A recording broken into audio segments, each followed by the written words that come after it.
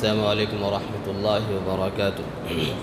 إن الحمد لله نحمده ونستعينه ونستغفره ونؤمن به ونتوكل عليه ونعوذ بالله من شرور أنفسنا ومن سيئات أعمالنا.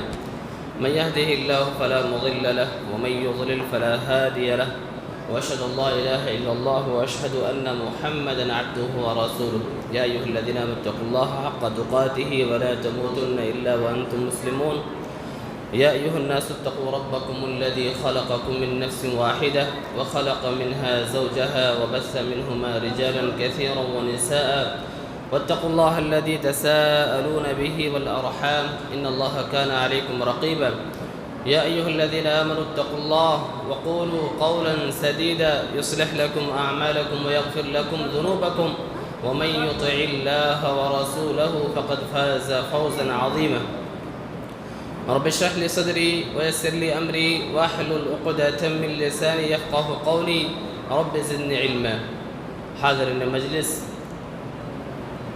آج کے تقریر کا عنوان ہے سیرت ابراہیمی میں توحید کے مظاہر. حاضرین مجلس، توحید کہتے ہیں اللہ رب العالمین کی ربوبیت، الوہیت اور اسماء و صفات میں جو اللہ کی خصوصیات ہیں ان میں اللہ رب العالمین کو اکیلے سمجھنے کا نام توحید ہے. توحید کے سلسلے میں گفتگو کرنا کیوں ضروری ہے؟ توحید کے بارے میں بات کرنا ضروری کیوں ہے؟ توحید کے سلسلے میں بات کرنا ضروری اس لیے ہے کہ توحید اللہ رب العالمین کا بندوں پہ سب سے پہلا حق ہے.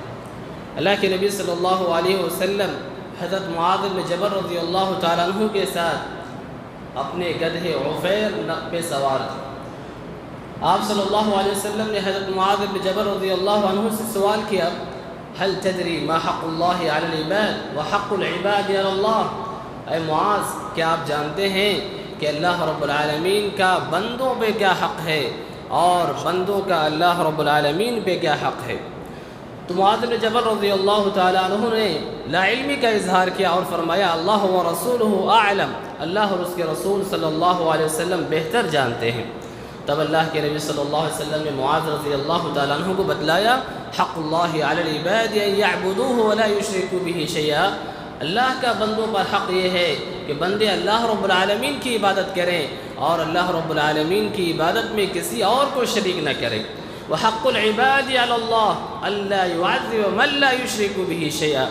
اور بندوں کا اللہ پر حق یہ ہے کہ جو اللہ تعالیٰ کی عبادت کرتے ہوں، اللہ کی توحید کا اعتراف کرتے ہوں، اللہ رب العالمین ایسے بندوں کو عذاب نہ دے.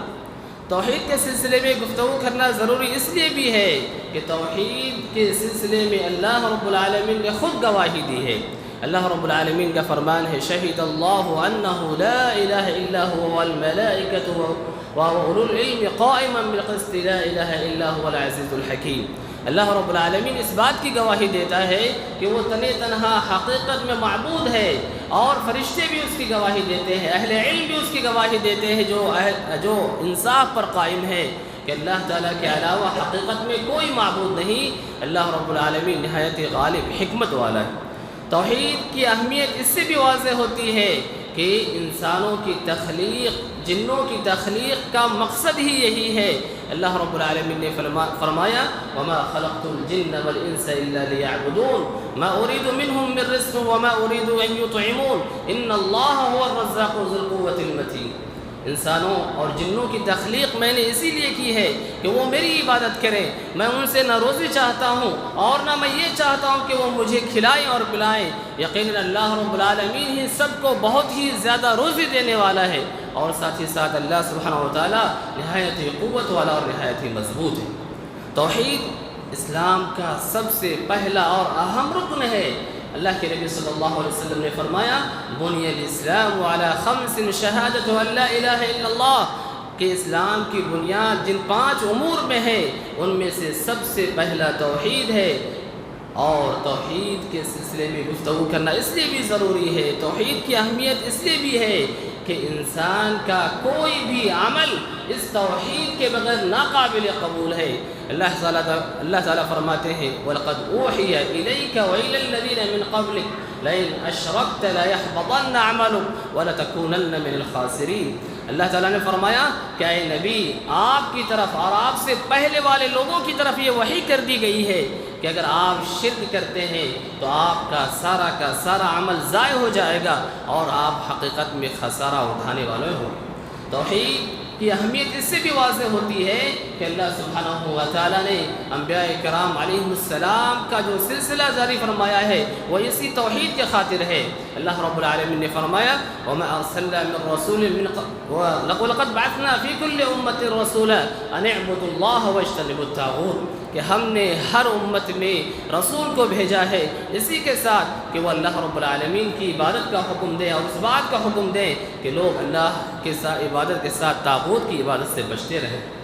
انبیاء کرام علیہ السلام کے یہ جو سلسلہ جاری فرمایا اللہ رب العالمین نے، تمام ہی انبیاء کرام علیہ السلام نے اللہ رب العالمین کی توحید کی دعوت دی۔ سورہ اعراف میں اللہ سبحانہ و تعالیٰ نے متعدد انبیاء کرام علیہ السلام کا تذکرہ کر کے کہا اور یہ بتلایا کہ تمام ہی انبیاء کرام علیہ السلام نے اسی توحید کی دعوت دی ہے۔ اللہ تعالیٰ نے نوح علیہ السلام کے بارے میں، ہود علیہ السلام کے بارے میں، صالح علیہ السلام کے بارے میں، شعیب علیہ السلام کے بارے میں ذکر کیا کہ تمام ہی انبیاء کرام علیہ السلام نے اپنی قوم کو جو دعوت دی ہے اسی توحید کی دعوت دی ہے۔ کیا کہا؟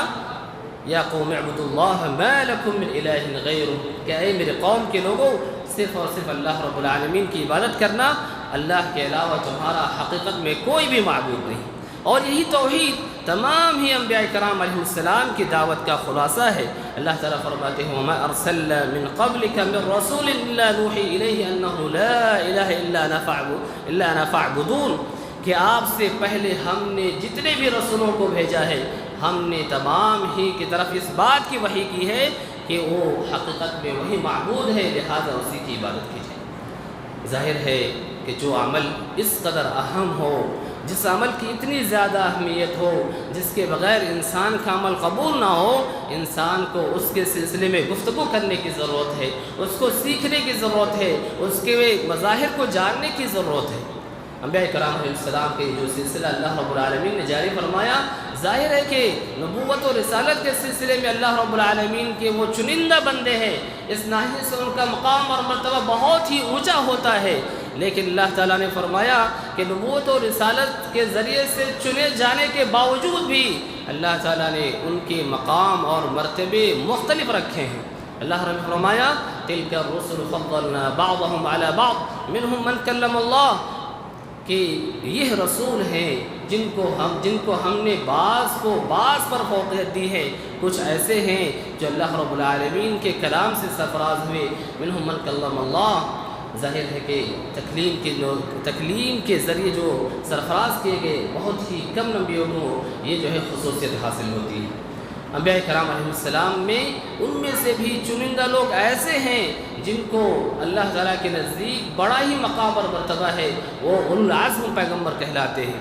ظاہر ہے کہ اس لسٹ میں، اس فہرست میں جن انبیاء کرام علیہ السلام کا نام اہل علم نے ذکر کیا ہے وہ صرف اور صرف 5 انبیاء کرام علیہ السلام ہیں۔ اولو العزم کہنے کا مقصد کیوں ہے؟ انہیں اولو العزم کیوں کہا گیا ہے؟ انہیں اس لقب سے سرفراز کیوں کیا گیا ہے؟ اس لیے کہ اللہ رب العالمین کی توحید کی دعوت کے سلسلے میں اپنی قوموں سے جو انہوں نے تکلیفیں برداشت کی ہیں، ان کی قوم سے دعوت کے ناحیے سے جو انہیں مصیبتیں آئی ہیں ان کو جھیلا، برداشت کیا، ان کی پرواہ کیے بغیر اکیلے اللہ رب العالمین کی دعوت دیتے رہے اور اس راہ میں ثبات قدمی دکھائی۔ ظاہر ہے کہ یہ خصوصیت تمام ہی انبیاء کرام علیہ السلام کے مقابلے میں ان 5 پیغمبروں کی بہت ہی زیادہ ہے۔ اسی لیے اللہ تعالیٰ نے نبی کریم صلی اللہ علیہ وسلم کو صبر کی جہاں تلقین کی ہے وہاں کیا فرمایا؟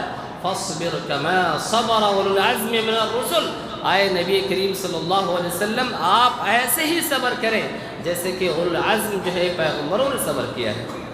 انہی اولو العزم پیغمبروں میں نوح علیہ السلام آتے ہیں، ابراہیم علیہ السلام آتے ہیں، موسیٰ علیہ السلام آتے ہیں، عیسیٰ علیہ السلام آتے ہیں، اور نبی کریم صلی اللہ علیہ وسلم آتے ہیں۔ یہ 5 پیغمبر ہیں جنہیں اللہ تعالیٰ نے اولو العزم پیغمبر کے ضمن میں شامل کیا ہے، جس سے ان پیغمبروں کا مقام اور مرتبہ اور زیادہ ہو جاتا ہے۔ ابراہیم علیہ السلام کا مقام اور مرتبہ اس ناحیے سے اور بڑھ جاتا ہے کہ آپ علیہ السلام کی ذریت ہی میں آپ کے بعد جتنے بھی نبی آئے سب کے سب آپ ہی کی ذریت سے ہوئے۔ ابراہیم علیہ السلام توحید کے معاملے میں، ابراہیم علیہ السلام توحید کی دعوت کے سلسلے میں آپ کی زندگی میں توحید کے بہت سے مظاہر دیکھنے کو ملتے ہیں۔ انہی مظاہر میں سے ایک مظہر یہ ہے کہ اللہ سبحانہ و تعالیٰ نے آپ کو امام الموحدین قرار دیا ہے، آپ کو حنیف قرار دیا ہے۔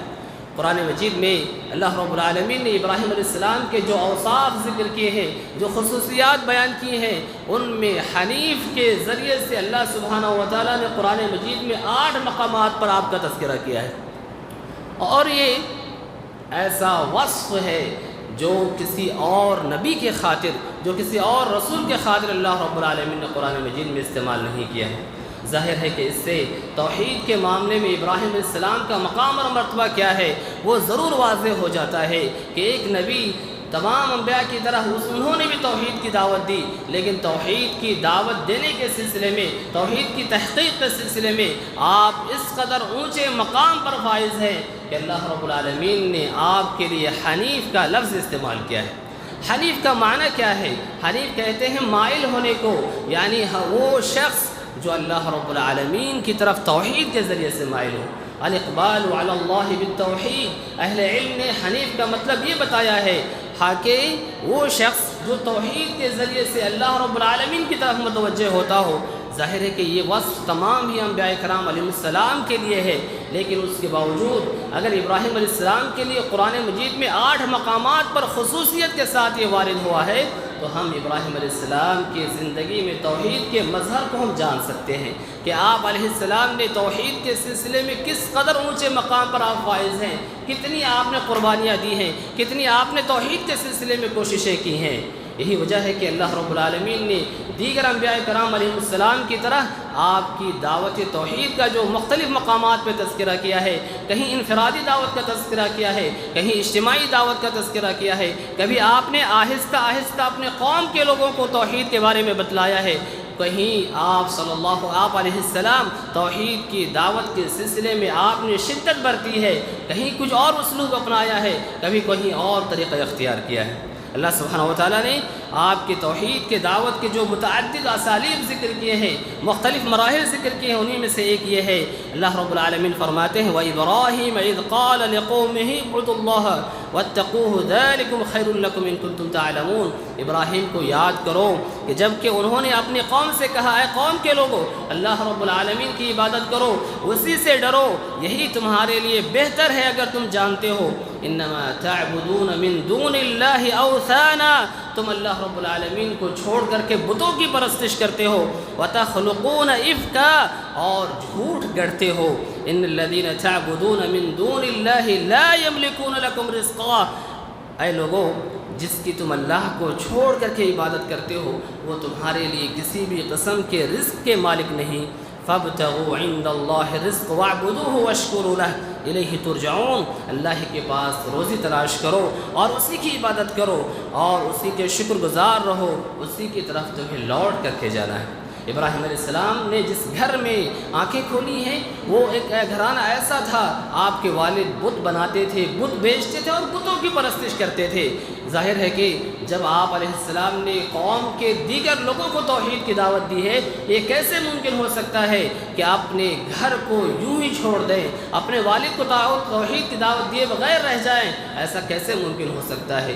قرآن مجید کے سورہ مریم میں اللہ رب العالمین نے بڑے ہی لطیف پیرائے میں، بڑے ہی لطیف اسلوب میں آپ کی دعوت توحید کو آپ کے والد کے لیے جو ہے اس کو نقل کیا ہے۔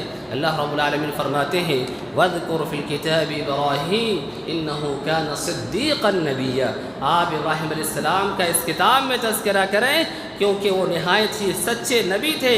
اذ قال لأبیہ یا ابت لم تعبد ما لا يسمع ولا يبصر، ولا يغني عنك شيئا۔ اس وقت کو یاد کرو جب انہوں نے اپنے والد سے کہا اے میرے ابو جان آپ اس کی عبادت کیوں کرتے ہیں جو نہ تو سن سکتا ہے نہ دیکھ سکتا ہے اور نہ آپ کے کوئی کام آ سکتا ہے۔ یا ابت انی قد جاءنی من العلم ما لم یأتک فاتبعنی اہدک صراطا سویا۔ اے ابو جان میرے پاس علم آ چکا ہے جو آپ کے پاس نہیں آیا ہے، آپ جو ہے میری اتباع کیجئے، میں آپ کو درست راہ دکھاؤں گا۔ لیکن نتیجہ کیا ہوا؟ نتیجہ یہ ہوا آگے کی آیتوں میں اللہ تعالیٰ نے اور تذکرہ کیا ہے۔ اللہ سبحانہ و تعالیٰ نے ان دعوتوں کا تذکرہ تو کیا، لیکن ابراہیم علیہ السلام کے والد بھی اس قسم کی دعوت کو قبول نہیں کیا۔ قوم کے لوگ جب آپ کی دعوت کو قبول نہیں کی تو آپ نے ایک دوسرا طریقہ اختیار کیا کہ ان کے سامنے ان کے معبودوں کی عاجزی اور بے بسی کو بیان کیا جائے کہ کیسے ان معبودوں کی تم عبادت کرتے ہو۔ آپ نے یہ ترکیب اپنائی کہ ان کے عید کے دن ان کے بتوں کے ٹکڑے ٹکڑے کر دیے جائیں، اور آپ علیہ السلام نے ایسے ہی کیا۔ جب وہ لوگ اپنے بت خانے میں لوٹے تو دیکھا کہ ان کا برا حال ہے سوائے ان کے بڑے بت کے۔ یہاں سمجھنے کی بات یہ ہے کہ ابراہیم علیہ السلام نے ایسا اس لیے کیا کہ جب دیکھا کہ ان لوگوں کو سبق سکھانے کے لیے ایک نئے اسلوب کی ضرورت ہے، اور بڑے بت کو اس لیے چھوڑ دیا کہ اگر تم یہ سمجھتے ہو کہ یہ تمہارے معبود ہیں تو گویا کہ ان کو اپنی طرف سے دفاع کرنا چاہیے تھا، اپنے آپ کو بچانا چاہیے تھا۔ اللہ رب العالمین کی ذات تو حی ہے، قیوم ہے، ہمیشہ باقی رہنے والی ہے۔ یہ تمہارے کیسے معبود ہیں کہ ابھی ٹکڑے ٹکڑے ہو چکے ہیں، ان کا وجود ختم ہو چکا ہے۔ اور اگر مان بھی لیا جائے کہ انہوں نے سرنڈر کر دیا ہو، اپنا دفاع نہیں کیا ہو، اگر یہ حقیقت میں معبود ہیں تو اب تمہارے سوال کا جواب کیوں نہیں دیتے ہیں؟ تمہارے پوچھنے پر یہ کیوں نہیں بتاتے ہیں کہ اس کی درگت، ان کی یہ حالت کس نے بنائی ہے؟ ظاہر ہے کہ ان دونوں قسم کے سوال کا جواب ان کے پاس نہیں تھا۔ وہ بے بس ہو گئے اور جو ہے شرمندہ ہوئے، اور ابراہیم علیہ السلام سے کہا کہ تمہیں معلوم ہے کہ یہ بت جو ہے بات نہیں کرتے ہیں، جواب نہیں دے سکتے ہیں۔ توحید کی دعوت مختلف پیرائے میں ابراہیم علیہ السلام کی زندگی سے ہمیں سمجھ میں آتی ہے۔ کبھی آپ نے جو ہے سورج، چاند اور ستاروں میں غور و فکر کر کے لوگوں کو قوم کی دعوت دی، اور کبھی آپ نے وقت کے بادشاہ سے مناظرہ بھی کیا، اور جب اس نے کہا کہ میں بھی اللہ رب العالمین کی طرح زندہ اور مردہ کر سکتا ہوں، تو ابراہیم علیہ السلام نے وہاں پہ دوسری ترکیب چلی اور کہا کہ اللہ رب العالمین کی صفت میں اگر تم شریک ہو تو اللہ تعالیٰ سورج کو مشرق سے لاتا ہے، تم مغرب سے لے آؤ۔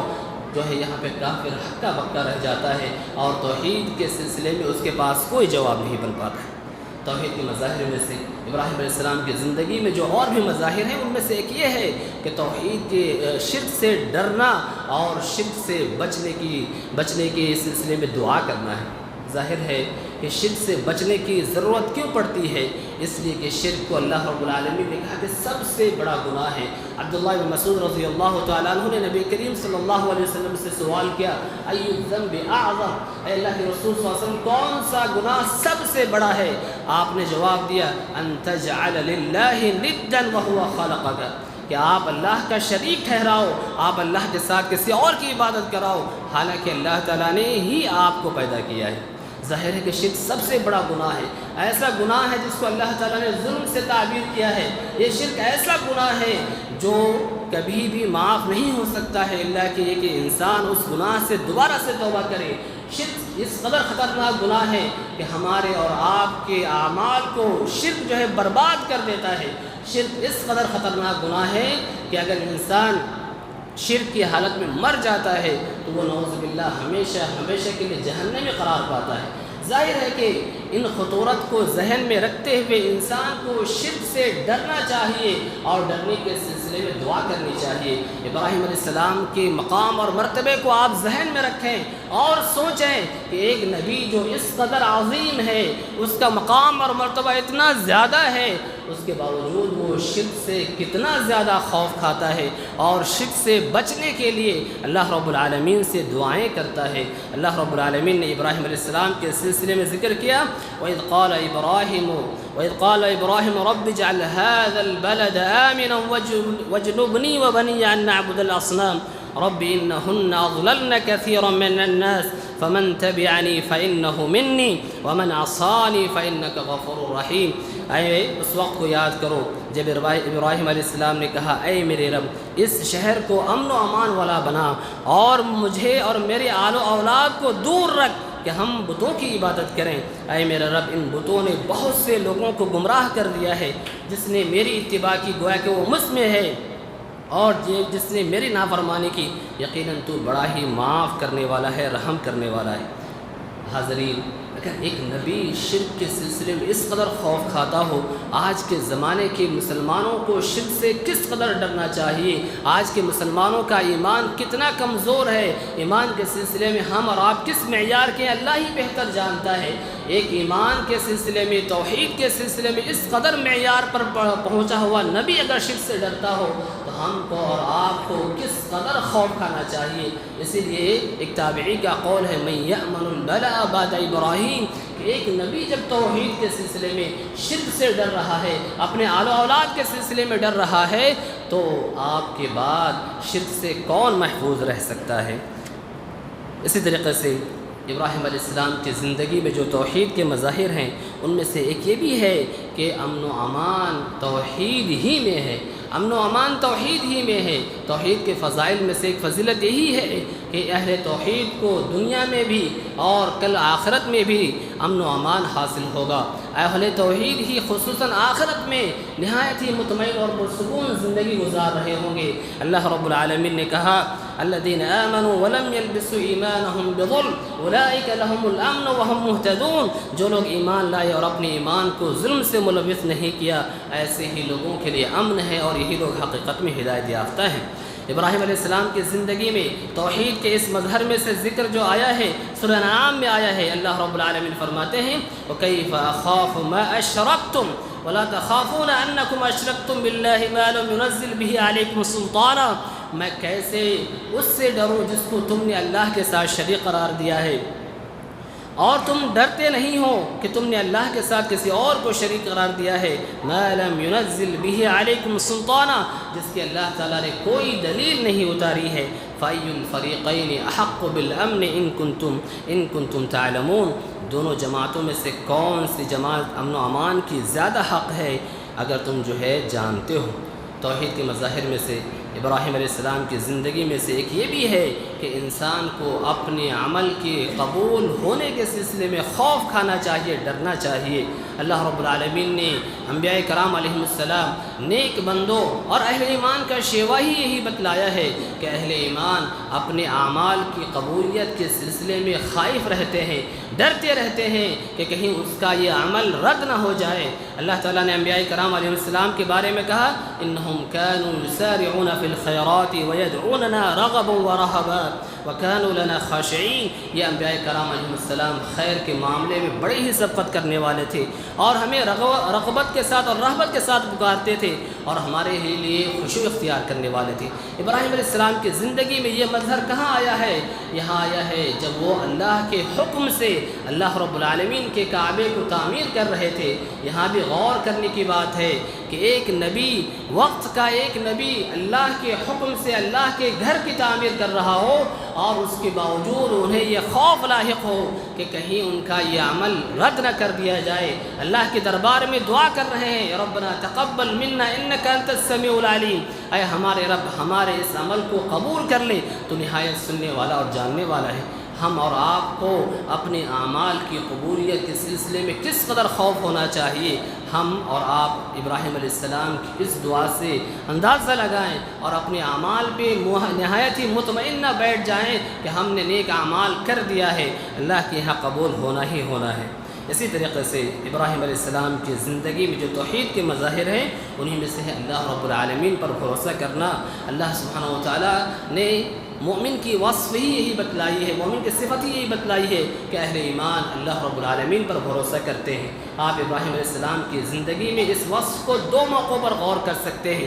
ایک وہ موقع ہے جب بے آب و گیاہ جگہ میں مکے میں آپ نے اپنے بیٹے کو اور ان کی والدہ کو چھوڑ دیا اور سبب کے طور پر کچھ پانی اور کچھ کھجور چھوڑ دیا۔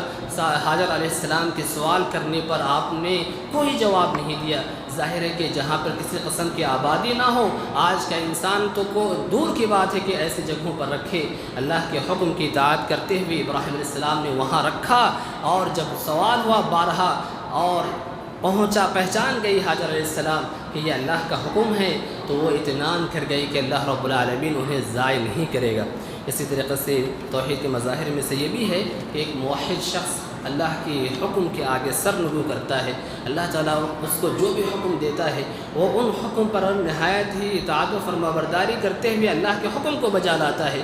ابراہیم علیہ السلام کی زندگی میں آپ اس وصف کو غور کریں کہ جب اللہ تعالیٰ نے انہیں ان کے بیٹے کو ذبح کرنے کا حکم دیا، اللہ رب العالمین کے اس حکم کو بجا لاتے ہوئے قربانی کی وہ مثال قائم کر دی جو اس سے پہلے کی دنیا میں کبھی مثال نہیں پیش کی جا سکی تھی۔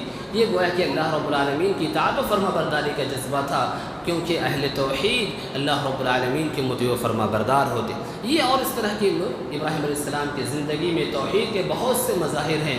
ضرورت اس بات کی ہے کہ ہم اور آپ توحید کو سمجھیں، توحید کو پہ غور کریں، توحید کے سلسلے میں کسی قسم کی سمجھوتا نہ کریں۔